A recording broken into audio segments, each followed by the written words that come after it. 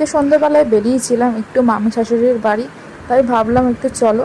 আর আজকে ও না ছুটি করেছে, তাই জন্যই আর কি। তা সন্ধ্যেবেলা দুজনের কর্তা গিন্নি মিলে আর মেয়ে মিলে বেরিয়েছি চাটা খেয়ে। তো চলো মামির বাড়ি ঘুরে আসি, অনেক দিন হয়ে গেল যাই না, মামি আসে এমনি আমাদের বাড়িতে, তাই আমি ভাবলাম চলো যাওয়াই যাক।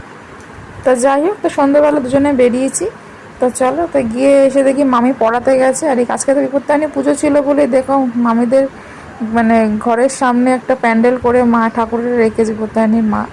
তো যাই হোক, এই আর কি, মামি এসেছিলাম, মামি পড়াতে গেছিলো, তো বাড়িতে তেমন কেউ ছিল না, ওই আর কি। তো এসে একটু বসলাম, গল্প গুজব করলাম। তাজা বিপত্তারিণী পুজো বলে মামি আবার ফল প্রসাদও আমাকে দিয়েছে, ওটাও খেলাম। আর একটা তাগা পরিয়ে দিল আর কি, আমি আর আমার শাশুড়ি মার জন্য নিয়েছি। ছেলেরা তো আগে পড়তে চায় না বলে, তার জন্য নিলাম না। তো যাই হোক, এই আর কি, তো বসে টসে অনেকক্ষণ গল্প করলাম। এই যে মামি এসেছে পড়াতে গেছিলো, তা তোমরা এরা অনেক ভিডিওতেই দেখেছো। তো যাই হোক, তো আমার মেয়ে এসে তো খুব বলছে, মা ঠাম্মি কী এনেছো আমার জন্য। আর আমার মেয়ে তো জানো তো আমার মামিকে কী বলে ডাকে জানো, সুন্দরী ঠাম্মি। মেয়ে একটু সাজুগুজু করতে ভালোবাসে, তো এই জন্য। তো যাই হোক, এই যে দেখতে পেলে পাঁপড় ভাজা দিল, তারপরে বিপত্তারিণী প্রসাদে মানে ফল প্রসাদ দিল, এই আর কি। তারপরে চা খেলাম, মামি না চাটা হেভি খুব ভালো বানায়, খেয়ে একটা মন ভরে যায়। তো এখন ঘরের দিকে যাচ্ছে, চলো টাটা। ভিডিওটা ভালো লাগে লাইক করে দিও।